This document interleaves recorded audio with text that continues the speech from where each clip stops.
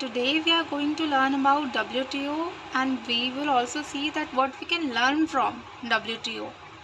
Idea of WTO was not just free trade, rule-based free trade, but it was also fair trade.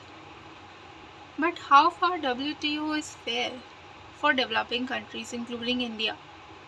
Developing countries face adverse impact, and the adverse impact is on the agriculture sector, which is considered as the backbone of the economies of the global south. And another idea of WTO was to reduce the poverty problem of the global south. तो कितना successful हुआ WTO in doing that? And the adverse impact was on the agriculture, and let's see how grave the impact is. It's creating problem of unemployment and eventually leading to farmer suicide and crisis of food security. But let's delve deeper and let's think about the reason behind unemployment. It's because of subsidies. Subsidies is the main issue. WTO's approach to subsidies. Subsidies are categorized into two: trade distorting and non-trade distorting. And the non-trade distorting are green box, blue box, and trade distorting are amber box. And there is a principle which is well known, de minimis principle, 5% and 10%. 5% of the north is way more than the 10%. And to solve this issue, what India does, because subsidies needs to be given to the farmers anyway, so India provides MSP, and it's considered as violating the WTO norms. And solution is peace clause. Action is not taken.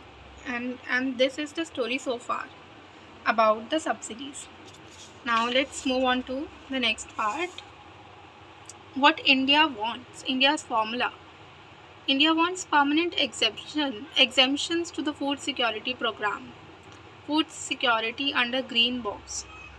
Okay, and there are some other issues also. So other issues such as IPR norms in pharmaceuticals and service sector, and there are emerging issues such as developed countries want to include environment and sustainability. There is agreement over prohibition of subsidies on illegal and unregulated fishing, and India opposed that due to livelihood issues.